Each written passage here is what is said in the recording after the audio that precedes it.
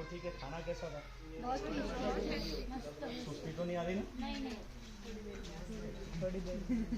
ठीक है, नहीं रहा तो सुस्ती भगाने के लिए भी विद्या कर्म रहता, 2 सुइया एक्स्ट्रा टोचना पड़ता डीप एकदम।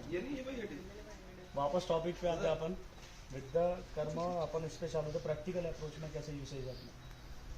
तो कुछ एक दो तो केसेस में आपको बताऊंगा जो बहुत यूनिक थी। पर सबसे मज़ेदार एक बात बताता हूँ। अपन स्वर परीक्षा की बात कर रहे थे। पहला तत्व अपन ने समझा आकाश। अब तत्व किस तरीके से काम करते और अपन कैसे समझे कि कौन से तत्व की गड़बड़ी है या उसको सुधारे कैसे, वो होती है तत्व चिकित्सा। जैसे सर ने मेरे को उस समय जब शुरुआत हुई थी बोला था कि जो व्यक्ति इसको जानना शुरू करता है वो तत्वज्ञ बनता है। तो तत्व को जानने के लिए आपको सबसे पहले खुद के अंदर थोड़ा डीप उतरना जरूरी रहेगा। और नाड़ी परीक्षा और तत्व चिकित्सा जो है, या जिसको अपन स्वर परीक्षा बोलते हैं, ये आप कभी भी किसी पुस्तक से या कहीं से सीख नहीं सकते। इसका सिर्फ और सिर्फ एक ही तरीका है, वह है खुद का अभ्यास। जितना आप आपके शरीर का अभ्यास करोगे ये खुद उद्घटित होता है अपने आप शरीर से। तो जैसे 0 पॉइंट जहाँ पर है वहाँ आकाश, 4 अंजुल पे नीचे, फिर कौन सा बताया? उससे नीचे अग्नि, और 4 अंजुल पृथ्वी, उससे 4 अंजुल जल। ऐसे 16 अंजुल तक की होती है। और उससे भी नीचे अगर किसी का जाए तो मामला ज़्यादा गड़बड़ रहता है, समय लेता है ठीक होने में। अब एक तत्व चिकित्सा में एक चीज़ और होती है, वो है तत्व शुद्धि। जैसे अपन रोज़ नहाते तो अपने शरीर का ऑलमोस्ट 70 से 72% का भाग है पानी। आप अगर धरती का भी पोर्शन देखोगे तो ऑलमोस्ट आपका जैसा शरीर है वैसी ही बनावट अपने इस ग्रह पे है। या पिंडे तक ब्रह्मांड जो अपन बोलते हैं वो सिद्धांत ऐसे साबित होता है। अगर आपको बहुत ज़्यादा स्ट्रेस है, कोई ज़्यादा तकलीफ है, या आप ज़्यादा बीमार महसूस कर रहे हैं, आप कुछ मत करो, ठंडे पानी का शावर ले लो। जैसा कल नदी पे अपन वहाँ बैठे थे, काट के पैर डुबा के बैठे, कैसा महसूस हो रहा था? वही अगर आप आँख बंद करके 5 मिनट बैठते तो पूरा मन शांत हो जाता था, क्योंकि आपको आसपास और कुछ दूसरा सुनाई नहीं देता था। उसी की जो आवाज़ रहती, आप उस रिदम में आना शुरू करते। तो जैसे जैसे तत्व की रगड़ होते जाती शरीर के ऊपर, तो अंदर के तत्व को वो शुद्ध करता है। पानी की खासियत है वो आपकी जो मेमोरीज है उसको पकड़ के रखने की उसकी कैपेसिटी होती है। तो जैसे आप दिन भर में किसी से मिलते हैं, बातचीत करते हैं, अगर आप मेरे लिए अननोन है, जिसको अपन 6th सेंस बोलते हैं, लेडीज़ का बहुत स्ट्रांग होता है। आप अगर फर्स्ट टाइम भी अगर मेरे से मिले, बातचीत नहीं करें कुछ भी, फिर भी आप 10-5 मिनट अगर दूर से भी अगर देखोगे तो आपको एक थोड़ा अंदाज लग जाएगा कि मैं किस तरीके का आदमी हो सकता, बराबर। और एग्जैक्टली अपन जब बात करना शुरू करते हैं वो आदमी वैसे ही निकलता है सामने वाला। तो आपसे पहले आपकी जो एनर्जीज है वो एक दूसरे से कम्युनिकेट कर चुकी होती है, आप उसको एक्सप्रेस करने में समय लगता है।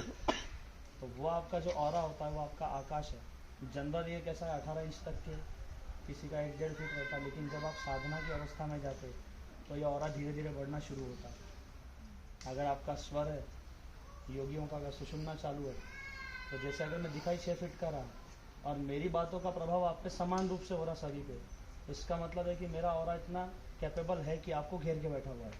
तो वास्तविकता में आप बैठे शरीर के अंदर ही है, यानी उस एरिया का भाग बन जाना अपन ने खुद में।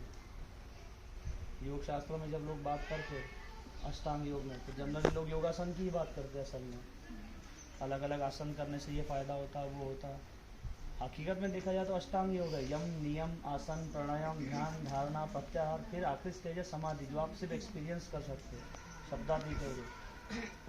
तो ये टॉपिक पे से वापस अपन घूम के आएंगे एक एक तत्व के बारे में। शॉर्ट में बताता हूँ कि तत्वों की शुद्धि आप कैसे कर सकते हैं। नॉर्मल आकाश तत्व की शुद्धि होती है आपके ध्यान करने से, मनन करने से, चिंतन करने से, अच्छी संगत करने से। और जब आप खान पान करते तो किसी भी भोजन के 3 हिस्से होते हैं अपने शरीर में, उत्तम, मध्यम, अधम। अधम बाहर, मध्यम जो स्थूल दिख रहा है, उससे जो ऊर्जा और अर्थ निकलता है उससे आपका मानस पोषित होता है।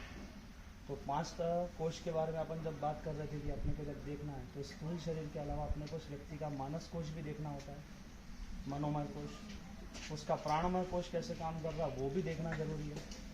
उसका ज्ञानमय कोश कैसा है, उसकी बातचीत से, उसके अपीयरेंस से, उसके चलने से, वो भी आपको जानना है। और आखिरी है उसका आनंदमय कोश, उसकी जो ब्लिस बॉडी है वो कितनी एक्टिव है। अगर कोई व्यक्ति आनंदमय है अगर आप ऐसी स्टेट में हैं कि आपको बाहर के दुख से फ़र्क नहीं पड़ता है, अगर आप ऐसे स्टेट में, तो आपकी बॉडी कंटिन्यूशन में ऐसे हार्मोन सीक्रेट करती है, उसमें से वन ऑफ द बेस्ट है वो होता है सेरोटोनिन, जिसको फाउंटेन ऑफ यूथ बोलते हैं अपन। तो वो आपकी बॉडी को बहुत तेज़ी से हील करता है नेचुरल फॉर्म में। तो तत्व शुद्धि अपन जब करना शुरू करें तो रोज़ नहाते हैं अपन, नहाने के साथ साथ में आपने आपके जल तत्व की शुद्धि की। जैसे अगर न्यूक्लियर पावर स्टेशन वगैरह में कहीं कहीं ऐसा होता है, उसको अगर शुद्ध करना रहता है अंदर धातु को, तो उसी धातु की छड़ को बाहर घुमाते हैं एक ही डायरेक्शन में बार बार। वैसे ही जब जल तत्व आपके शरीर पर गया तो आपका 70 या 72% पोर्शन जो एनर्जी वाइज अब ओके हो गया। फिर नहा के अपन जो रिचुअल्स फॉलो करते हैं, तो हर जगह पे अग्नि का प्रयोग होता। पहले के समय में यज्ञ हवन, अभी तो वो नहीं रहा, तो सबसे ज़्यादा क्या धूप या दीप तो अपन लगाते ही है। तो जितना समय आप अग्नि के सानिध्य में बैठे हैं, आप जब कोई शब्द बोल रहे तो आपको सुनाई कैसे दे रहा, टकरा के वापस आ रहा, उस अग्नि के मध्य से होके शुद्ध होके फिर आप तक आता है वापस। तो यज्ञ हवन में आप जब जिस समय बैठोगे आप महसूस करोगे, आप थोड़ा एनर्जाइज फील करोगे, खुद को मन शांत रहेगा और आपको एक थोड़ा अलग रिदम महसूस होगा बॉडी के अंदर। तो जितना आप अग्नि के सानिध्य में रहते, धीरे धीरे उससे अग्नि तत्व की शुद्धि होना शुरू होती। पृथ्वी तत्व की शुद्धि के लिए अपन वनौषधियों का प्रयोग करते हैं। मिट्टी के सानिध्य में रहना, जैसे मिट्टी चिकित्सा भी होती है, अपन मड बाथ वगैरह लेते हैं, उससे भी होती है। या सिर्फ आप नंगे पैर अगर ऐसी मिट्टी पर घूमो तो आपकी बॉडी की पॉजिटिव आयंस को वो खींच लेता है, तो कई सारे जो रोग है उसी से ख़त्म हो जाते हैं। वायु तत्व की जो चिकित्सा है तो विंड वॉश होती है, जब कहीं बहुत तेज़ हवा चले, ज़्यादा समय नहीं रहना चाहिए तो वापस दोष और बढ़ते, लेकिन 5-7 मिनट 10 मिनट जहाँ थोड़ी तेज़ हवा हाइट पे टॉप पे वहाँ जाके आप सिर्फ खड़े रहिए। आप थोड़ी देर बाद में उतरोगे, आपको बहुत रिलैक्स लगेगा। तो आपके वायु तत्व की शुद्धि बाहर तौर से करते हैं। तो 5 तत्वों को शुद्ध करना, फिर उनको एक लाइन में लाना। अब देखने में पांचों तत्व अलग है, पर ये एक ही चीज की 5 अलग अवस्था है। जैसे ये क्या दिख रहा है आपको अभी, स्थूल अवस्था है। इसमें से मैं किसी भी चीज को अगर इतनी ऊष्मा दे दूं तो ये भी पिघलता, पत्थर भी पिघलेगा, मॉर्टन बनता। अगर मैं उसके ताप को और बढ़ा दूं, गैसेस फॉर्म में आएगा। उसको और ज़्यादा मैं ताप दूं, एक स्टेट ऐसी आएंगी जहाँ पे आप उसको सेंस नहीं कर पाओगे, और सूक्ष्म हो जाता। स्टेप बाय स्टेप आप देखो, एक ही चीज़ की 5 अवस्थाएं है।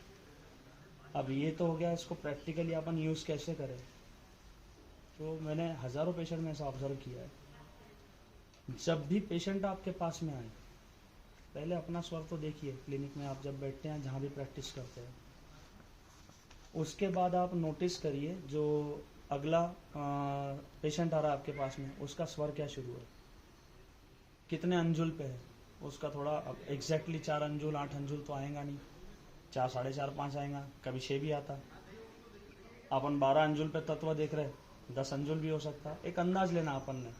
और उसके बाद में उसके शरीर के दूसरे सिम्टम कैसे लग रहे हैं वो देखना। तो अगर उसका ईड़ा यानी लेफ्ट नॉस्ट्रिल अगर शुरू है, और उस स्वर के शुरू रहते ही अगर आपने चिकित्सा उसकी शुरू की, तो आपको 27 से 30 दिन के अंदर उसके अंदर बहुत मार्वलस रिजल्ट दिखेंगे। ऑलमोस्ट 70 से 80% आपको लगेगा कि पेशेंट की रिकवरी है। कभी कभी थोड़ा पेशेंट के साथ में अपने को स्ट्रिक्ट रहना पड़ता, और कुछ पेशेंट्स के साथ में अपने को एकदम लूज छोड़ देना पड़ता। जिनको मानस रोग रहते हैं उनको कहीं पे कठोर रखना पड़ता, किसी को थोड़ा लूज छोड़ना पड़ता कि वो अपने हिसाब से सेटल हो सके। वही अगर आपका किसी का सूर्य का अगर स्वर शुरू है, ईड़ा, उस समय में अगर आप नोटिस करोगे तो वो पेशेंट को रिलीफ तो आपकी अगर मेडिसिन पावरफुल है तो 10-15 दिन के अंदर स्टार्ट होगा, उसको इंस्टेंट रिलीफ नहीं आएगा, जो मैंने पर्सनली ऑब्जर्व किया। लेकिन उसका एग्जैक्ट जो भी आपको देखना है आउटकम, उसके लिए आपको कम से कम 1.5 महीना तो भी वेट करना पड़ेगा, 35 डेज मिनिमम। उसके पहले आपको कोई बहुत ज़्यादा उसमें ये नहीं देखने मिलेगा। कुछ ही केसेस ऐसी होती है जहाँ पे अगर वो बहुत स्ट्रिक्टली फॉलो करता है चीज़ों को, तो आपको 2 हफ्ते 3 हफ्ते में रिजल्ट्स देखने मिलते हैं। कई के पेशेंट्स को ऐसा होता है, अपन मेडिसिन देते हैं, बाकी चीज़ करते हैं, चिकित्सा भी करते हैं, लेकिन बाकी पेशेंट से उसका आउटपुट बहुत स्लो होता है। अपन बोलते बॉडी रिस्पॉन्ड नहीं कर रही, असल में उसका प्राणमय कोश है वो उतना सपोर्ट नहीं करता उस समय, इस वजह से ये समस्या होती है। तो जब अपन उससे बातचीत करते, काउंसलिंग सबसे इम्पॉर्टेंट पार्ट है, जो बहुत से डॉक्टर मिस कर देते हैं एक्चुअल में। अपने को तो पता है पेशेंट को क्या बीमारी है, किसी की प्रैक्टिस ये लेवल पे जाती है कि वो पेशेंट को देखेगा और समझ जाएगा, अच्छा, ये भी शब्द सर के ही है। जब सर से मैं पूछता था इस बारे में, तब सर ने बोला था कि एक समय ऐसा आएगा कि बोले अगर ऐसे ही ऑब्जर्वेशन चलता रहा तो तुम पेशेंट को देखोगे और समझ जाओगे कि इसको क्या बीमारी और क्या देना है, बाकी सब चीज़ें तो गौण है बाद में। और ऐसे एक दो केसेस में मेरा अनुभव आया भी। उसके बाद में अगर आप और थोड़े से अगर आपके अंदर डीपर साइड में जाओगे तो आपकी जो सुनने की क्षमता है अगर वो सही से विकसित होती है, जिसको अतीन्द्रिय बोलते हैं हम, तो किसी का स्वर सुन के ना आप अंदाज लगा सकते इसको क्या बीमारी है। अगर कोई आपसे टेलीफोन पे बात करे और आप उसको बोल दो कि आप बस ये खा लो ठीक हो जाओगे, अब अगले को क्या लग रहा मैजिक है। एक्चुअल में मैजिक नहीं है, वो उसकी जो एनर्जी है उसकी वॉइस के थ्रू वो एक्सप्रेस कर रहा। आप किसी भी शब्द को सुन कर सकते हैं, उसके पीछे का आधार है वायु। प्राण शक्ति का आधार क्या है? वायु। और उस वायु तत्व का मूल क्या है? वो है आपकी उपासना। जब आप योगाभ्यास करते हैं, किसी तरह की साधना करते हैं, मुख्य तौर से हनुमान की साधना, अब जैसा कि आपकी कोई कैरेक्टरिस्टिक्स है, आपकी कैरेक्टरिस्टिक्स किस देवता से ज़्यादा मिलती है, जैसे आपका स्वभाव सौम्य है तो आपने उग्र साधना नहीं करनी चाहिए। प्राण शक्ति बढ़ाने के दोनों तरीके हैं। अगर किसी के समझ में ना आए तो हनुमान जी की उपासना सभी लोग कर सकते हैं, सबसे सरल। अब हनुमान जी की कैरेक्टरिस्टिक्स क्या है? सबसे बड़ी कैरेक्टरिस्टिक है हनुमान जी की अहंकार शून्य होना। ज्ञान वगैरह तो उनके बराबरी में किसी को नहीं है, बुद्धिमत्ता तेज है। सबसे बड़ा है समर्पण भाव।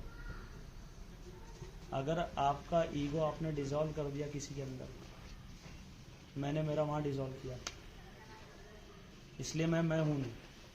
और यही कारण है कि उस चीज़ को समझने की क्षमता आपकी बढ़ जाती है, क्योंकि आपने आपके माइंड का एक बैरियर जो सबसे बड़ा है उसको हटा दिया।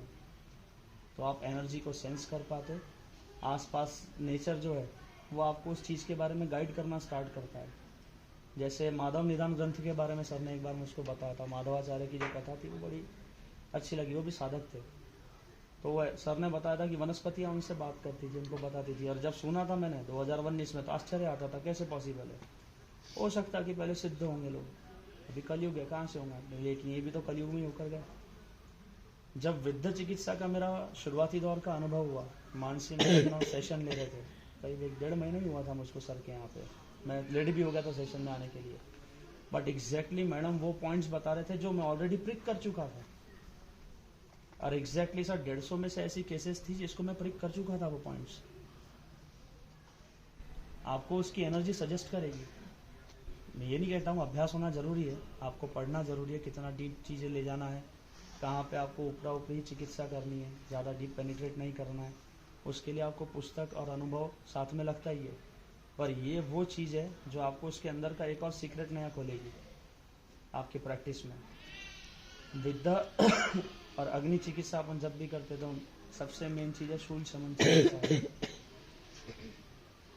मेरे को सर ने सिंपल एक चीज़ बोला था, कोई समस्या रहे नहीं रहे, ऊर्ध्व जत्रु कर डालो। क्योंकि अगर आपका माइंड सेट स्टेबल है तो आपकी एनर्जीज को माइंड बैलेंस करने की कैपेसिटी रखता है। तो जनरल एक जो पॉइंट्स लिखे हैं वो बुक में क्या रहेंगे? भ्रूमध्य, शंख, अपांग, बराबर, नासिका समीपे, नासाग्रे, चिबुकम, ये तो पॉइंट्स वहाँ पे स्पेसिफाइड है। पर कुछ पॉइंट्स ऐसे हैं जो आपको खुद से प्रैक्टिस के दौरान समझ में आएंगे। जैसे कि एक ये कॉमन पॉइंट है, अगर आप यहाँ प्रिक करते हो ऊपर के भाग में, उसको बहुत जल्दी रिलीफ मिलता है पेशेंट को, क्योंकि यहाँ से सहस्त्रार की जोड़ शुरू होती है पीछे, तो वहाँ से पेशेंट बहुत जल्दी हील होना शुरू होता है। और ये एक्सपेरिमेंट एक्चुअल में मानसी मैडम के साथ हो चुका है। उसी दिन विद्या चिकित्सा जब कर रहे थे तो एक दूसरे की करनी थी, आप थे शायद सेशन में, तो मानसी मैडम ने क्षितिज भाई की थी, फिर मानसी मैडम की मैंने किया था। तो जैसे इस पॉइंट पे प्रिक किया, मैडम की आवाज़ बदल गई थी उसी समय, क्योंकि वो एक ही सेकंड या 2 सेकंड के लिए जो ऊर्जा का प्रवाह रहता है ना, वो आपके पूरे सिस्टम को काम डाउन कर देता है। फिर उसके बाद में जनरल अगर आप प्रयोग करें तो नस्य कर्म वैसे ही करना चाहिए। अरे तो ग्रंथ पढ़ूँ उसके बाद बोलूँ, जो मैं बोल रहा हूँ सारे गुरु के शब्द हैं मेरे, इसमें मेरा सिर्फ अनुभव थोड़ा जोड़ के बोल रहा हूँ मैं। सर ने जितना बोला उतना किया। तो सर ने क्या बोला था, इसके ऊपर ऊर्ध्व जत्र में 25 बीमारियां बताई गई है, उसमें नस्य विद्ध चिकित्सा बिना सोचे कर दो, कोई दिक्कत नहीं जाती, 100% रिजल्ट आता है। वो हर पेशेंट की मैं करता हूँ, एक बार तो करता ही हूँ। वो पेशेंट के जो रिजल्ट्स है सबसे फास्ट रिजल्ट आते हैं।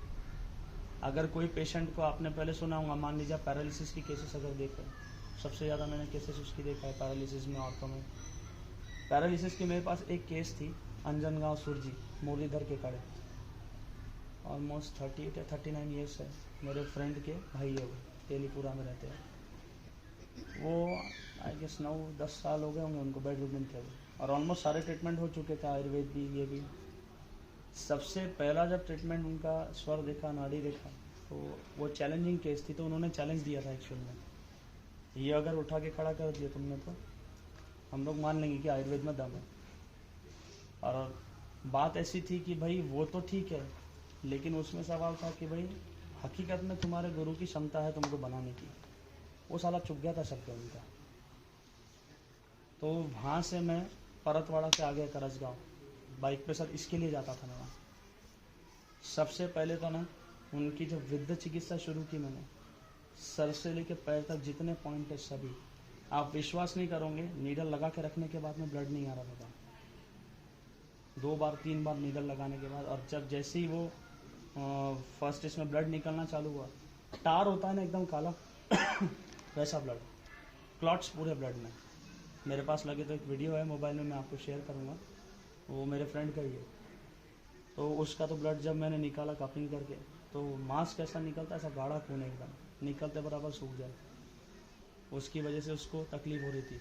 तो रक्त मोक्षण करने से एक तो वहाँ की अशुद्धि तो ठीक होती है, हमारे लिए सिर्फ छोटा सा पॉइंट है वो, और शरीर उसको घाव कंसिडर करता है। तो अगली बार जब शरीर उस और रक्त का प्रवाह भेजता है तो उसको और तेज़ी से हील करना शुरू करता है। तो आप जो भी दवाइयाँ पेशेंट्स को दोगे उसका प्रभाव बढ़ जाता है। इसलिए विद्ध चिकित्सा बहुत महत्वपूर्ण है। पैरालिसिस की आपको केसेस अगर मिले, ऐसी है कि उनको झटका आया, उसका कारण क्या है, पक्षाघात का कारण क्या है, समझ, अपान वायु कुपित हो गया, मलावस्तंभ रहता, केस बिगड़ जाती। सबसे पहले उसका पेट ही साफ करो। बस्ती चिकित्सा, मात्रा बस्ती, सादे तेल में आयरन अपना इसकी तेल की भी अगर बस्ती दी है तो वो भी अच्छे से काम करती है उसके अंदर। उसके बाद में उसको वैसे ही पदार्थ दो जिससे उससे एक तो पेट साफ हो, दूसरा ऐसी चीज़ें जिसके अंदर ज़्यादा से ज़्यादा चिकनाहट हो। तो जो दवाइयाँ घृत में बनी है, ऐसे रसायन, जैसे नरसिम्हा रसायन में ज़्यादा प्रयोग करता हूँ। उसके बाद में मूसली के कुछ योग होते हैं, क्योंकि मूसली में भी चिकनाहट बहुत होती है, वात दोष को बहुत तेज़ी से शमन करता है, गुरु होती है पचने में। तो डाइजेशन को देख के, व्यक्ति का बल देख के उसको देना चाहिए, उसकी आयु, उसका बल, पचाने की क्षमता क्या है, नहीं तो उसके साथ में डाइजेस्टिव फायर कैसे बढ़ेंगी, ये आपको ध्यान देके फिर उसको मेडिसिन देना चाहिए। अभी तक के जितनी केसेस मैंने पैरालिसिस की देखा है, ट्रीट किया है, सभी के 100% रिजल्ट है। एक भी ऐसी केस नहीं है कि जिसमें उस पर्सन को रिजल्ट नहीं आया हो। और इतनी पुरानी ये मिरेकुलस केस इसलिए है क्योंकि इतनी पुरानी केस होने के बाद में उस व्यक्ति का उठना चलना संभव नहीं होता। छोटे मोटे अपने काम कर ले तो ठीक है। क्या लगता है आपको कितने दिन में रिजल्ट आना चाहिए? जो केस मैंने आपको बताया, आप लोग अपने अनुभव पे से जो आपने सुना हो, देखा हो, केसेस आप लोगों ने भी देखे होंगे, कितने दिन में इसको रिजल्ट आने चाहिए कि वो बेड रिडन है, अब उठ के अपना काम करा, वॉकर लेके वो चल रहा है। एक अंदाज आपका मैडम, आपका अंदाज?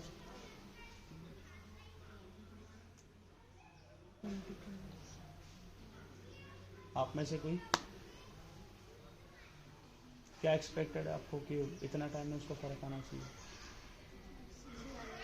मंगे सर 25 डेज। वो अमरावती आया था 1500 रुपये खर्चा करके, वॉकर लेके क्लिनिक में आया सर।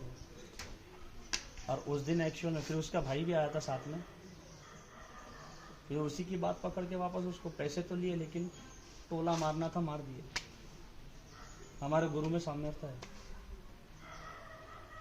बात बताने की ये होती है कि आपका जो भाव रहता ना, आपका भाव जहाँ रहता, आपकी ऊर्जा उस ओर प्रभावित होती है। आपके विचारों से ऊर्जा नहीं बहती। विचार करना बुद्धि का काम है। जैसे माइंड के 16 पार्ट जो होते हैं, अगर आप 4 भागों में उसको शॉर्ट में समझे तो मनस, बुद्धि, चित्त और अहंकार। तो अभी बुद्धि और मनस की बात करेंगे हम। बुद्धि का काम है इंटेलेक्ट, शार्प नाइफ रहता, हर चीज़ को कट करना, देखना, जज करना।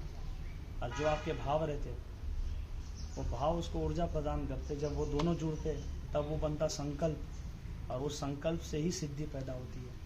अब वो कार्य की हो या आध्यात्मिक हो। और ये पूरी ऊर्जा का ऊपर ही इसका सिद्धांत है चिकित्सा का। आयुर्वेद का सिद्धांत ही प्राणमय कोश के आधार से शुरू होता है। तो जितनी आपकी कैपेसिटी बढ़ेगी उतना आपके पेशेंट को फायदा होता है।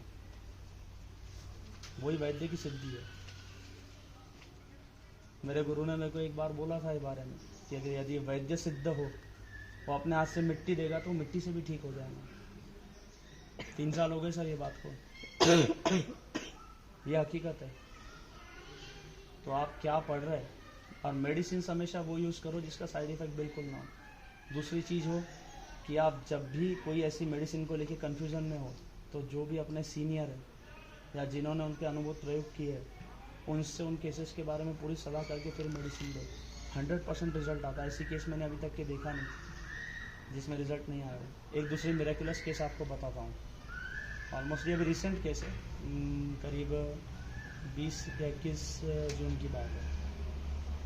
संडे था ऑलमोस्ट। तो मेरे फ्रेंड का कॉल आया मुझको, उससे घर के सामने थे। केस का नाम है देवीदास चाचा, 70+ ऑलमोस्ट एज होंगी। तो उनको घर पे लेकर आ गए, डेथ बेड पे व्यक्ति सामने जाने के बाद में। और योगा योग कैसे बनते सामने एक व्यक्ति की, उसके बचने के अगर उसके भाग्य में भी चांस होने चाहिए। तो उसके भाग्य में अगर जीवन नहीं है तो अपन कोई महाकाल तो नहीं कि यमराज के मुख से निकाल रहा है।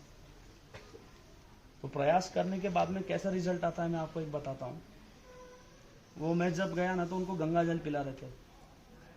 उनके 15-20 घर के लोग जमा हुए, रोना धोना चालू, बाहर कुत्ते रो रहे। 8-9 बजे का टाइम होगा करीब करीब। वो बॉडी मूवमेंट नहीं कर रही, कुछ नहीं।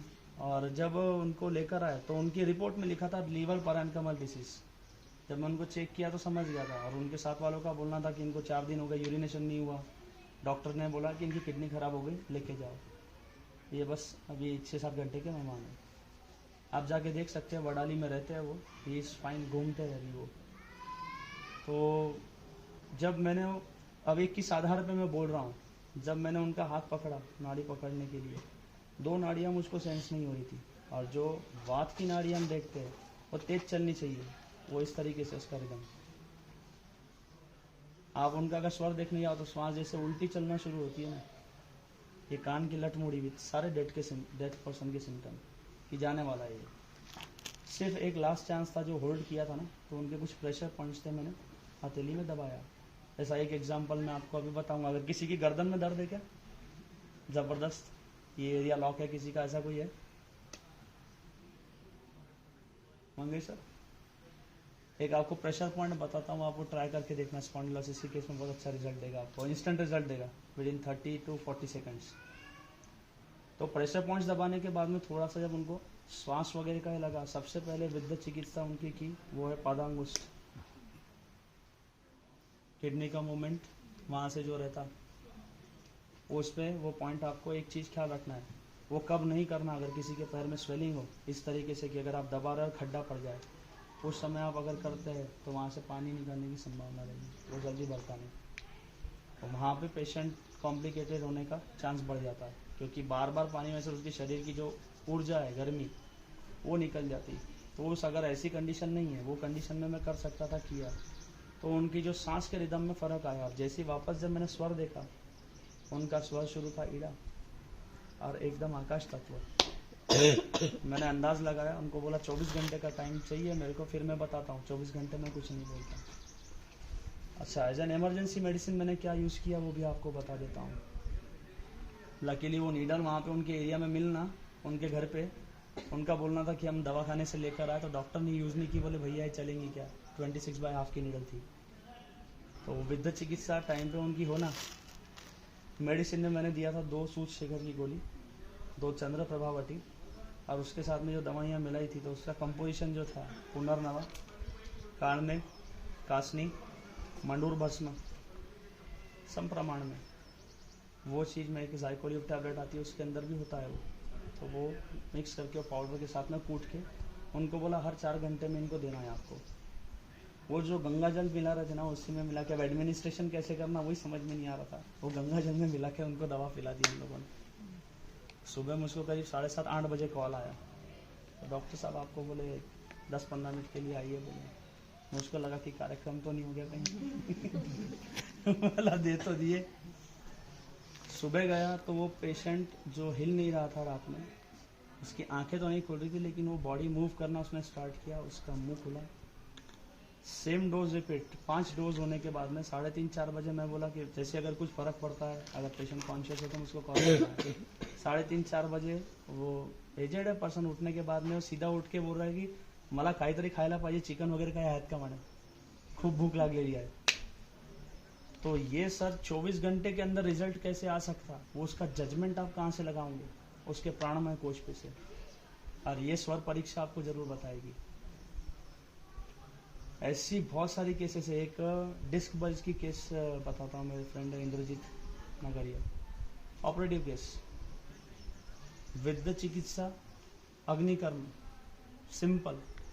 और अग्निकर्म के बाद में अपन जो कपिंग करते हैं ना विद चिकित्सा के बाद में, तो वो कपिंग किया था मैंने उनकी, वेट कपिंग, हिजामा बोलते हैं जिसको।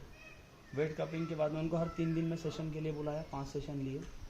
और एक लुम्बा जस्ट आती है मेडिसिन, सर ने रिकमेंड कीजिए मेरे को, वो केरल की आती है वो, और एक लीवर टॉनिक दिया था साथ में। आप विश्वास नहीं करोगे 15 दिन 20 दिन के अंदर बहुत शानदार रिजल्ट आने चालू हो जाते हैं। ऐसे पेन किलर भी बहुत चीज़ें आयुर्वेद में अवेलेबल है जिसका कोई साइड इफेक्ट नहीं है। अगर किसी पेशेंट को एक्सट्रीम पेन हो तो एक आधी कोई ऐसी दवा जरूर देनी चाहिए साथ में। तो ज़्यादा से ज़्यादा अपन जब अभ्यास करते तो ऐसा नहीं है कि अपन ने जो चीज़ सीखी है अपन उसी के बेस पे चलते रहे। उसमें आप अपनी बुद्धि के अनुरूप क्या ऐड ऑन करना है या उसमें से क्या कम करना है। जैसे सर्वाइकल स्पॉन्डिलोसिस की केस अभी सबसे ज़्यादा निकलती है, क्योंकि सबके जिस तरीके से पैटर्न है बैठने के, मोबाइल के कारण, बाकी चीज़ों के कारण इसमें अकड़न होती है। खान पान में मैक्सिमम ऐसी चीज़ें जिसके कारण वात दोष बढ़े गई। रात को सोते हैं लोग ऊंचा तकिया लेके सोते, इस तरीके से बेंड हो जाती गर्दन। थोड़े समय के बाद अकड़ना चालू हो जाता, फिर बाद में मुड़ता नहीं, फिर एक्सट्रीम पेन होता। किसी किसी केस में इतनी खराब होती है कि वो थोड़ा गर्दन घुमाए तो उनको चक्कर आ जाते हैं। ये एक्सट्रीम लेवल में जब जाता है तब होता है, फिर बाद में उसको ऑपरेट करने की सलाह दी जाती है। उस केस में सबसे पहले आप एक ही ख्याल करो, पेशेंट का स्वर देखो, तो उसके बाकी सिम्टम्स क्या है वो भी देखो। और कोई भी बीमारी का पेशेंट हो, कुछ करो ना करो, 15 दिन उसकी उदर चिकित्सा जरूर करो आप। अगर आप 15 दिन ही उसकी उदर चिकित्सा करते हैं, शरीर में का से अंदर जो गंदगी जमा है नसों में से अगर उसको निकालते हैं, 50 से 60% पेशेंट वैसे ही रिकवर हो जाता है। शरीर में दोष उत्पन्न कहाँ से होता है? मल से। वो मल अब पेट में रह सकता है, नसों में रह सकता है, नाड़ियों में, उसके दूषण होने से उसकी ऊर्जा भी वैसी ही प्रभावित होती है, तो प्राणमय कोश भी खराब होता है। तो सबसे पहली ट्रीटमेंट बेसिक तो ये रखनी चाहिए, उसके साथ साइमल्टेनियस स्टार्ट करिए। अगर सर्वाइकल स्पॉन्डिलोसिस की कोई केस है, और ये मैं करीब 450 से ज़्यादा केसेस कर चुका हूँ। मेडिसिन तो आप लोगों को बहुत सारी मिल जाएंगे, आयुर्वेद में अपने पास 4-5 हज़ार मेडिसिन है, अपने अपने हिसाब से जो लेवल की आप यूज़ कर सकते हैं। ये जो एक पॉइंट है यहाँ एक टच करने के हिसाब से, ठीक है, इसको अगर आप बहुत ज़ोर से प्रेस करते हैं इतना कि उसको दर्द होना चाहिए। ये पॉइंट दिख रहा है आपको? दिख रहा मैडम? ये पॉइंट को अगर आप बहुत ज़ोर से प्रेस करते हैं तो यहाँ से एक शॉक क्रिएट होता है इस नर्व में। दोनों अगर हाथ से अगर आप अभी प्रेस करके देखोगे ना तो आपकी सुस्ती कम हो जाएंगी जिंदगी में।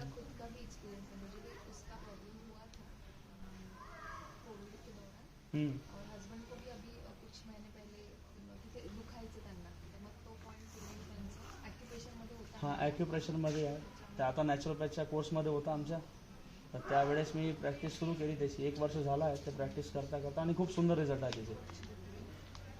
जब आप ये कर रहे हैं ना, पर ये कब करना, पहले तो करो यहाँ से यहाँ विद चिकित्सा।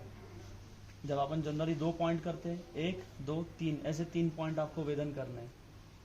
जो आपकी C1 से C7 है वो वर्टिब्रेट से यहाँ से इतना 1-1.5 इंच का आप डिस्टेंस छोड़ दो, और जो मसल का पोर्शन है वहाँ करो। यहाँ से फिर इस साइड में भी ऐसा करो, और रीढ़ की हड्डी में भी जहाँ आपकी बार्स होती है ना अपनी मसल्स की उठी हुई, वहाँ पे 2 पॉइंट को पिक करो, उसके बाद इस पॉइंट को प्रेस करो 40 सेकंड से 1 मिनट तक के, आपको इंस्टेंट रिजल्ट मिल जाएगा वहाँ पे। वो ऐसा आपको गर्दन घुमा के देखेगा, वो जनरली उसको सबसे पहले बोलना गर्दन घुमा के देखो कहाँ तक दिखता है, वो ऐसा ऐसा देखता है, हाँ कहाँ तक दिख रहा है, इथपर्यंत दिसत आहे और यहाँ से इथपर्यंत दिसत आहे, उसको एक रेंज डिसाइड करने देना। अब ये क्यों करना है हमको, दवाई से तो ठीक होगा हमको मालूम है, जब पेशेंट आपके पास में आ रहा है उसका अगर दर्द कम हो रहा, अगर आप उसको 5 मिनट में अगर थोड़ा बहुत कुछ रिलीफ दे पा रहे, इससे ट्रस्ट क्रिएट होता है। उस ट्रस्ट के कारण भी बॉडी में हार्मोनल चेंजेस होते हैं। जैसे अगर आप डरते हैं एड्रेनलिन बनेगा, अगर आप दुखी है स्ट्रेस में है तो कॉर्टिसोल का लेवल बढ़ेगा, आनंदमयी है तो जैसे सेरोटोनिन DMT वगैरह ऐसी चीज़ों के लिए, तो वो अलग अलग एक्सपीरियंसेस आपके हार्मोन क्रिएट करते हैं। अगर उसके मन में आपको लेके श्रद्धा है, विश्वास है, तो वो दवा का जो असर आपको देखने मिलेगा वो करीब करीब 10 से 20 गुना वैसे ही बढ़ जाता है। कुछ पेशेंट इतने भयंकर होते हैं 2 दिन में बोलते हैं सर आम्हाला एकदम बरं वाटत आहे, काहीच नाही वाटून राहिलं। तो कभी कभी पेशेंट की ऐसी बातों पर विश्वास नहीं, बरं वाटून राहिलं ना, कंटिन्यू कराए, मेडिसिन करा लागते कंटिन्यू। फिर समय के हिसाब से कभी कभी अपने को कुछ योग में भी बदलाव करना रहता है, तो वो तात्कालिक निर्णय है सारे, आपको कैसे डिसीजन लेना है आपका। पर ये जो बेसिक चीज़ें अगर आप प्रैक्टिस में अगर रखते हैं, और जनरल केसेस में भी अगर आपने प्रैक्टिस की, बाद में तो वो देखिए कि उसका बीमारी की जड़ क्या है, सिर्फ बीमारी की जड़ देखो, उसको ख़त्म करो, दोष सम करो, लगभग असंभव चीज़ भी संभव होती दिखेगी। और बहुत सारे पेशेंट्स में देखने के बाद बोल रहा हूँ, अभी तक के तो ऐसा कोई मिला नहीं कि भाई हाँ नहीं हुआ। आगे फिर प्रभु की इच्छा। आप लोगों के कुछ अगर सवाल वगैरह इसमें, एक छोटी चीज़ और शेयर कर देता हूँ आप लोगों से। हम लोग डेली जब प्रैक्टिस करते हैं, हमारा प्रोफेशन एक प्लस पॉइंट है कि हम लोगों की दुख तकलीफ को कम करते हैं तो पुण्य अर्जित करते हैं, पर इसका सबसे एक खराब जो साइड है वो लोग हम नोटिस नहीं करते। सुबह से अपने पास जो आता ना वो सिर्फ रोना ही रोता, तो आपके ऊपर कंटिन्यूस वो शब्द की जो बॉम्बार्डिंग होती है वो अपनी एनर्जी लेकर आता है उस समय में। इसलिए जो जितने भी गुरु शिष्य परंपरा में लोग हैं, तो गुरु अपने को साधना की सलाह देता है, तो रोज़ 10 से 15 मिनट कम से कम आप अपने लिए निकालिए, इससे आपकी सेहत पे प्रभाव नहीं पड़ेगा। और ये पर्सनली मैंने एक्सपीरियंस करने के बाद बोल रहा हूँ, थोड़े समय जब बीच में रुकी चीज़ें तो मेरी बॉडी पे उसका इफेक्ट दिखना शुरू हो गया था। तो मस्ट है आप लोगों को वो चीज़ 15 मिनट ही दो अपने लिए कम से कम, या 15 मिनट ऐसी जगह बैठो जहाँ पे जो ऑलरेडी चार्ज है एनर्जेटिकली, जहाँ संतों का वास हो या कहीं साधुओं ने तपस्या की हो। शरीर छोड़ते हैं वो, लेकिन उनकी जो एनर्जी फॉर्म्स है वहाँ ऑलरेडी प्रेजेंट होते हैं, आप सही कर सकते हो। तो ये आपकी चिकित्सा में जो आपके देखने का नज़रिया है, आपका ऑब्जर्वेशन है, उसको और कीन करेगा। जितना माइंड की स्टेबिलिटी ज़्यादा, रिजल्ट आप उतना फास्ट दे पाओगे। और पूरी प्रॅक्टिस का सारी यही है। आमच्या महाराजांनी त्याकरता एक प्रयोग सांगितलेला महाराजांनी, वैद्यांनी आपल्या कॅबिनमध्ये दररोज ताजी तुळस ठेवायची असते। आपण आपल्या सरांकडे नेहमी बघत असतो ठेवलेली राहते। रुग्णांचे जे काही दोष आहे ते आपल्या शरीरावर यायला नको। उसका एक था कि मान लो सर, अभी अब जैसा मुंबई वगैरह से कोई प्रैक्टिस करते हैं, तुलसी टिकती नहीं है माहौल में, कहीं मिलती नहीं है। एक सरल उदाहरण बताता हूँ, आप जिसको मानते या जो आपके इष्ट है, नहीं रहता हनुमान जी का जब स्मरण करते हैं तो आपकी जो लेफ्ट पाम है उसको आप अपने हार्ट के पास रखिए, यहाँ से आपका अनाहत चक्र है बराबर, और आपकी ऊर्जा जो है शरीर की आपके हार्ट के पंपिंग के ऊपर डिपेंड है। जितना मजबूत ये रहेगा, और जैसे मैंने इस तरीके से रखा, आप आंख बंद करके मैं किसी चीज़ का स्मरण कर रहा है, आपका माइंड जो है, इसकी एक बहुत अच्छी खास बात बताता हूँ, ये अद्वैत भाव में जीता है। मतलब कि ये रियलिटी में और विचार में भेद नहीं कर पाता। जैसा कि अगर मैं आपको अगर कोई अगर खराब गाली या कोई शब्द ऐसा बोल दूँ, या कोई आपके मन में भाव आ रहा है उसको देख के, और आप आंख बंद करके उस चीज़ को याद करो, तो भी आपकी एनर्जी उसी तरीके से मिमिक करती है। तो आप जब किसी देवता का स्मरण करते हैं तो आपकी एनर्जी उस फॉर्म में उतरना शुरू होती है, तो आपके आसपास का जो हो रहा है वो क्लीन होना शुरू होता है। तो आपके लेफ्ट पाम जो है ये शक्ति का भाग माना जाता है, पाम भाग जो है, तो इसको हृदय पर रखिए, अपने इष्ट का स्मरण करिए 5 मिनट, निकलने से पहले उनकी छवि को देख के, या जो मंत्र आप कोई बोलते हो इस पाम में से एनर्जी सर्कुलेट होकर आपके ऑरा को करेक्ट करती है। और इसको अगर आपको एक्सपीरियंस करना है तो आप आपके हाथ को इस तरीके से करके देखिए, आप मैग्नेट फील करोगे। इन केस नहीं हो रहा होगा 15 बिट तेजी से करके देखिए आप।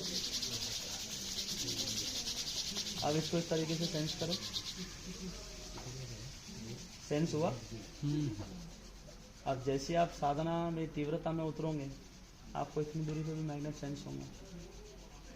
विद्या चिकित्सा की एक खास बात आपको बताता हूँ, हम ऊर्जा केंद्रों को छेड़ते हैं असल में उसमें, जहाँ जहाँ पे पॉइंट बताए गए प्रिक करने के लिए, आप देखोगे तो वो एनर्जी मैप है। जो 7 अपन चक्र देखते हैं वो जीवन के 7 आयाम है। वास्तविकता में ये 72,000 नाड़ियाँ जहाँ जहाँ पे जिस जिस जंक्शन पॉइंट पे मीट होती है वो चक्र का फॉर्म लेता है, जहाँ पे इसकी काट होती है। ये मेजर 7 है। इस मेजर 7 के बीच में भी और कई सारे पॉइंट्स है, जैसे मुंह के अंदर लोलक रहती है, वहाँ पे लालना चक्र रहता है। अब इसके बारे में लोग डिस्कस नहीं करते क्योंकि इसकी जानकारी नहीं होती।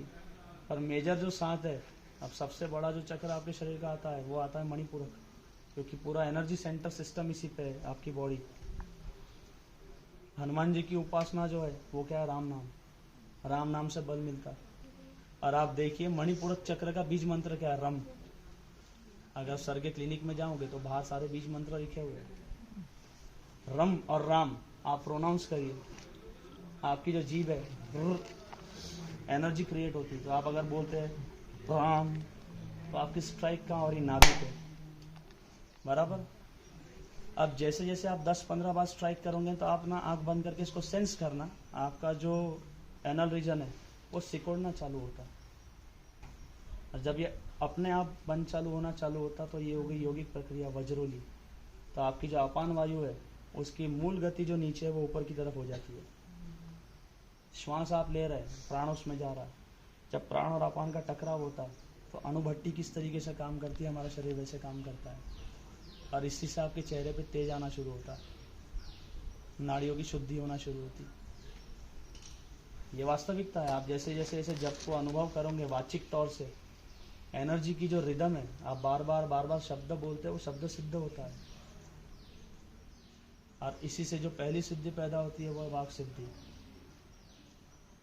आप अगर आपके पेशेंट को कोई चीज़ कमिट कर रहे हो उसके पीछे आपको आध्यात्मिक बल जरूरी है। अगर आपने उसको बोल दिया कितने समय में आप ठीक होंगे, और यदि आपके पास में अध्यात्म बल है तो ये उसमें काम करता है और आप एक्सपीरियंस कर सकते हैं इसको। आपको 4 से 6 महीने समय लगता है, डिपेंड करता है कि आप कैसे एरिया में, कैसा खान पान में रहते हो। आप सिर्फ 1 हफ्ता करके देखिए चीज़ को, तो आप आपके अंदर ही बहुत ट्रिमेंडस चेंज महसूस करोगे।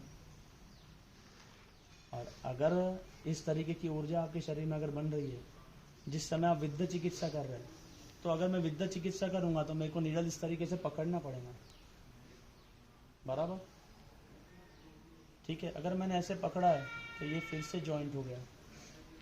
जब हम ज्ञान मुद्रा बनाते हैं इस तरीके से होती है। अब देखा जाए तो ये सहस्त्रार का केंद्र, यहाँ से ऊर्जा का स्त्राव होना शुरू हो जाता है। वो ऊर्जा आप आपके पेशेंट में पेनिट्रेट करते हैं उस समय में। अगर आप उस समय में खराब अवस्था में हैं तो पेशेंट का रिजल्ट है वो डिले होता है। ये पर्सनली मैंने ऑब्जर्व किया, इसलिए मूड खराब हो तो पेशेंट को अवॉइड कर देना बेटर है। ऐसा नहीं है, बहुत इमरजेंसी रही तो अपना मूड भी चेंज हो जाता चीज़ों को लेकर, इंसान है अपन भी। पर ये प्रैक्टिकली जो मैंने चीज़ें नोटिस की है, एक छोटा सा एक्सपेरिमेंट बताता हूँ, आप करके देखो 30 सेकंड का, ठीक है। तैयार सर? आप भी करके देखिए। आप लोग ना अपने हाथ जो है ना पीठ अगर सीधी रख लेंगे, ठीक है। मैंने हाथ कैसे रखे मेरे, हाथ ऐसे रखिए, ठीक है। अब आप सब लोगों को ना आंख बंद करके 3 बार गहरी सांस लेनी है और आपको देखना है कि वो श्वास कहाँ तक जा रही है। हाथ ऐसे रहने चाहिए नीचे, ठीक है। आंख बंद करिए, 3 बार गहरी सांस लीजिए।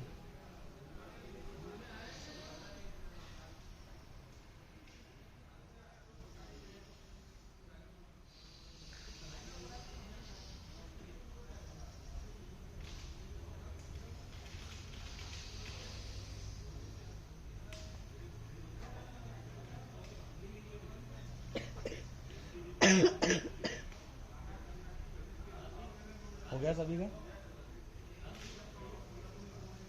अब तुरंत दूसरा एक्सपेरिमेंट ही शिफ्ट करेंगे अपन। सिर्फ आपकी जो पाम है ना इसको ऐसा अपवर्ड कर लो, बाकी कुछ नहीं। अब आंख बंद करिए और 3 बार गहरी सांस लीजिए। Now experience it.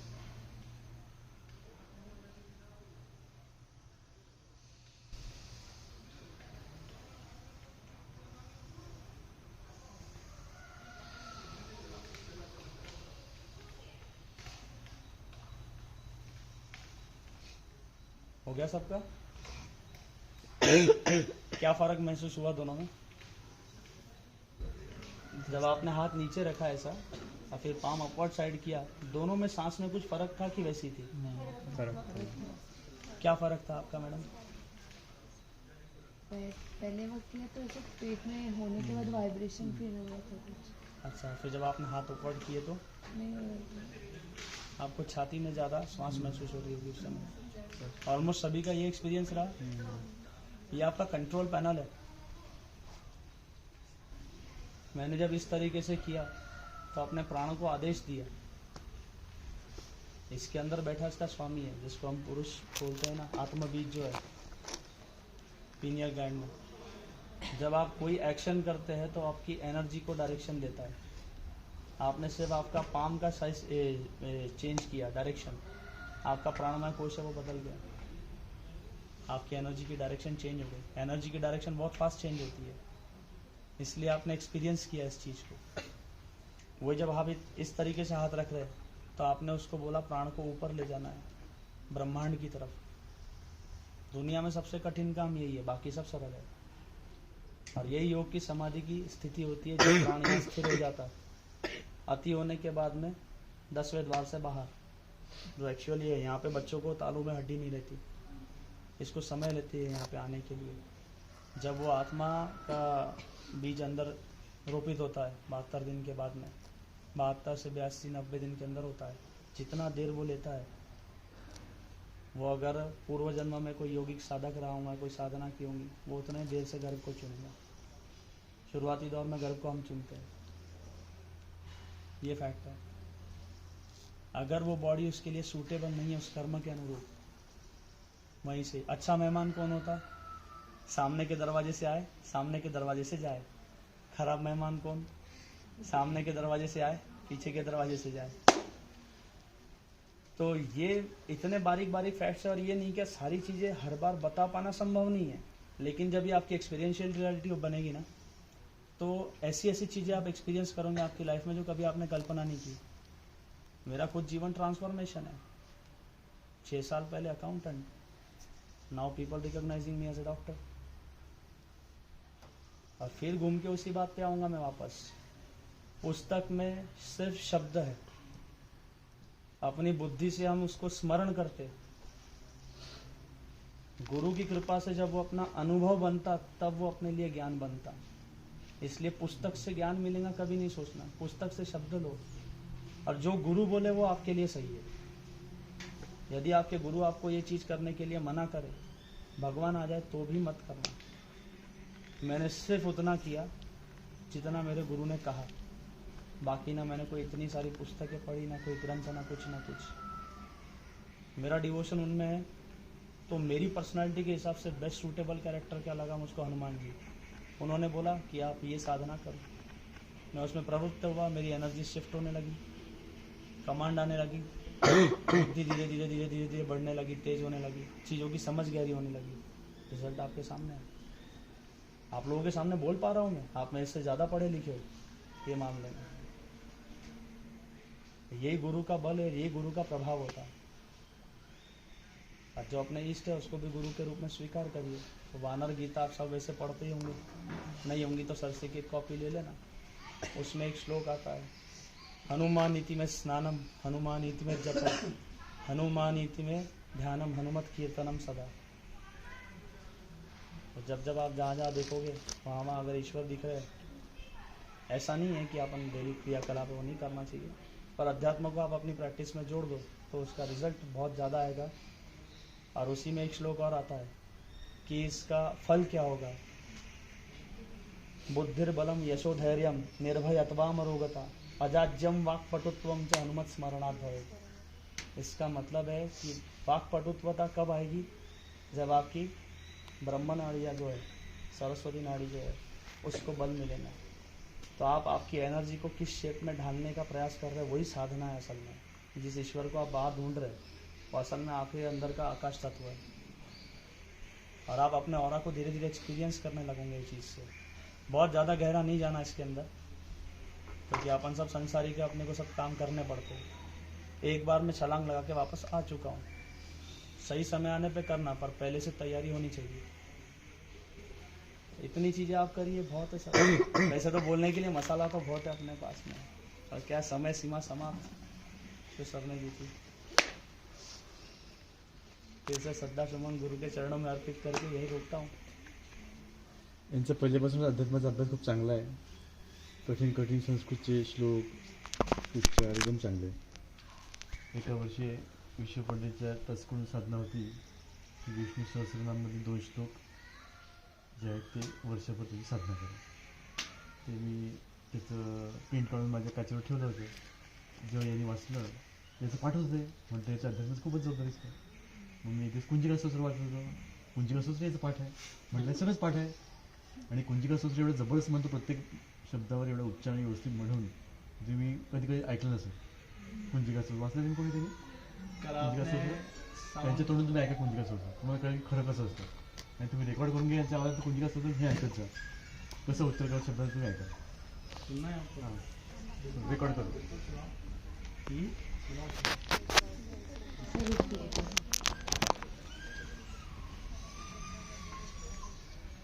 ठीक है. श्री गणेशाय नमः. श्री गुरुभ्यो नमः. अथ श्री सिद्धकुंजिका स्तोत्रम्. शिवोवाच. शृणु देवी प्रवक्ष्यामि कुंजिका स्तोत्रमुत्तमम्. येन मन्त्रप्रभावेण चण्डी जापः शुभो भवेत्. न कवचं नार्गला स्तोत्रं कीलकं न रहस्यकं न सुक्तं नापि ध्यानं च न न्यासो न च वार्चनं. कुंजिका पाठमात्रेण दुर्गा पाठफलं लभेत्. अतिगुह्यतरं देवी देवानामपि दुर्लभं गोपनीयं प्रयत्नेन स्वयोनिरिव पार्वती.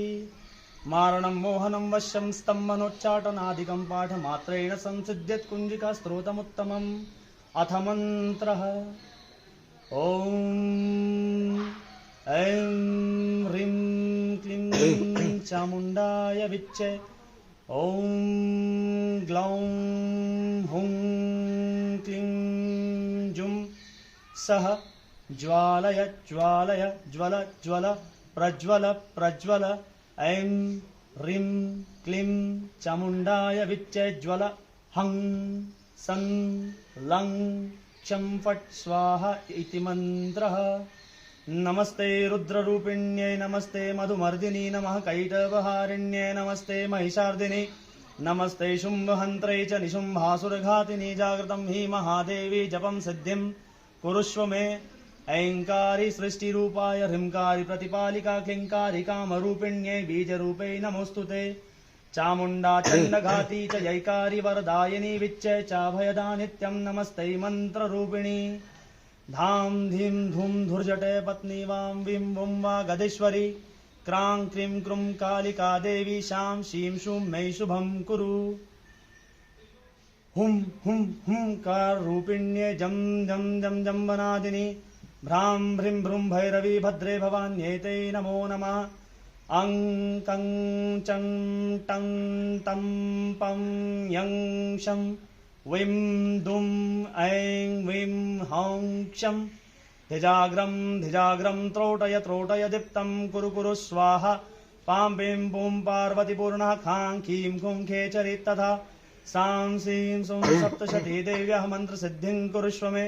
इदं तु कुंजिका स्तोत्रं मन्त्रजागर्ति हेतवे. अभक्तेनैव दातव्यं गोपितं रक्ष पार्वती.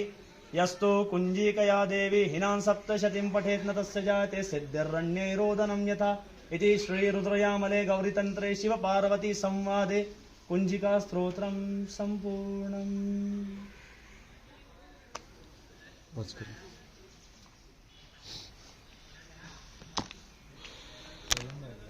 अशा प्रकारे उपचार सकट म्हणल्यानंतर आपल्या शरीरातले सर्व चक्र ऍक्टिव्हेट होतात.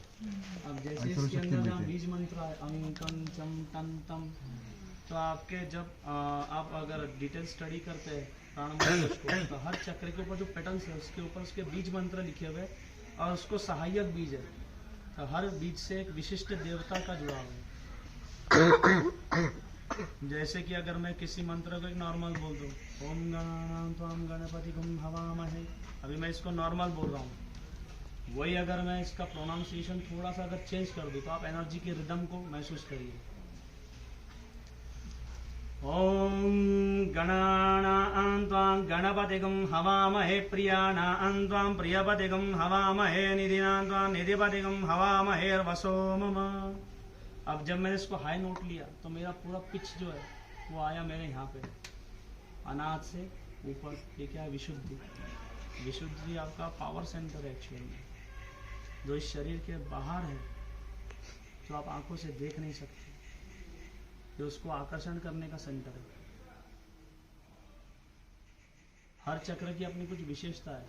तो आप जिस तरह का मंत्र उच्चारण करते हैं, अगर नहीं समझ में आए, सबसे सरल है सिर्फ राम नाम का उच्चारण या ओमकार का उच्चारण करो। अपना पर्पस है नाड़ियों की शुद्धि करना, ताकि प्राण का प्रवाह सुचारू रहे। इससे आप निरोगी रहते। आप जो पुराने या वैदिक प्रैक्टिस करते हैं ब्राह्मण, आप देखोगे अक्सर वो लोग बीमार नहीं दिखेंगे आपको, उनके चेहरे पे तेज दिखेगा। वो कितना ही धूप में घूमे, उसका भोजन कैसा ही रहे, उसका चेहरे पे तेज रहता है। मेरा एक पर्सनल एक्सपीरियंस आपको बताता हूँ। अगर अभी मेरे खाने में अगर गलती से लहसुन आ जाए तो ठीक है, मैंने कसम नहीं खाया, लेकिन 2016-17 के बाद में मेरे को विशेष रूप से ख्याल नहीं कि मैंने लहसुन खाया होगा। जब से मैंने उसको छोड़ा, मेरी तामस वृत्तियाँ थी वो अपने आप खत्म हो गई। तो मेरे अंदर क्रोध भरा हुआ था, जो फ्रस्ट्रेशन था, चिड़चिड़ाहट थी, जो ध्यान लगाने में बाधा थी, सिर्फ एक लहसुन छोड़ने से, बाकी और कुछ नहीं। तो आपकी जो डाइट है वो आपके शरीर को तो बनाती, आपके मन को बनाती। तो एक भाग्य की साइकिल जो समझ में आई मेरे, भाग्य क्या है? आपके कर्मों का शेष फल। आपके कर्म कहाँ से आए? आपकी कर्मेंद्रियों से। मन भी कर्मेंद्रिय है आपकी, जब आप काम करने से पहले विचार करोगे। इंद्रियों का राजा है वो, और राजा वश में हो तो प्रजा वश में रहती। तो मन का जो राजा, मन की जो बात है वो आपके भोजन से जुड़ी है। तो जिस तरह का आप फूड लोगे, उस फ्रिक्वेंसी के थॉट आप पैदा करोगे। जिस फ्रिक्वेंसी का आपका थॉट है वो आपके विचार, आपकी एक्शन बन जाते हैं, और जो आपकी एक्शन है वही आपको रिजल्ट देके जाती है। तो ऐसी कोई चीज़ आपके सिस्टम में मत डालिए इसके संतुलन को कम डाला करे। सिर्फ एक चेंज किया मैंने मेरे लाइफ में, फिर उसके साथ धीरे धीरे मिर्ची वगैरह बाकी भी कम करना शुरू किया। सात्विक आहार बढ़ाना शुरू किया, घी है, दूध, दही, ऐसी चीज़ें। या नहीं भी रहा तो सादा भी अगर भोजन रहा, तो आपका खुद के ऊपर जो कंट्रोल है बढ़ना शुरू होता है। आपकी श्वास की जो रिदम है वो और शॉर्टकट होते जाती है, विकार कम होते हैं अपने आप। वो कम होंगे तो आपका ध्यान जो है, ऐसा नहीं कि आंख बंद करे वही ध्यान है। जैसे आप मेरी बात सुन रहे, जितनी देर से आप लोग मेरे को सुन रहे, करीब ना मैंने 1 घंटे से तो अभी बोल रहा हूँ, और इसके पहले आपने आधा घंटा सुना लगभग। इस दौरान आपके मन में कोई दूसरा विचार आया क्या? ये होता है ऊर्जा का प्रभाव। आप फोकस होके सुन रहे, ये इतनी देर आप लोगों ने ध्यान किया, तो इसमें से आपने जो एक्सट्रैक्ट निकाला ना वो आप लेके जाओगे लाइफ टाइम।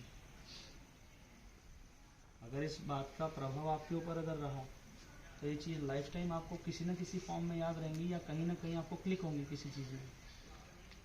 आप खुद आपकी प्रैक्टिस में इसको ऑब्जर्व करना। और ख़ास तौर पे जो विद्या चिकित्सा के बारे में बारीकी मैंने बताया, तो उसमें अपन सिर्फ उसके शरीर का रक्त मोक्षण नहीं करते, उसके प्राणमय कोश से भी हम छेड़छाड़ करते हैं। इलेक्ट्रिसिटी है तो क्या है, भारी बातें तो बहुत होगी, थोड़े आप लाइट हो जाए। ऐसा लग रहा मेरे को कि अभी नहीं का थोड़ी देर बाद आप भगवा पहना के ना माला वाला अभी थोड़ा समय संसार ठीक है मेरे लिए। अगर कोई क्वेश्चन आप लोगों का कुछ पूछना हो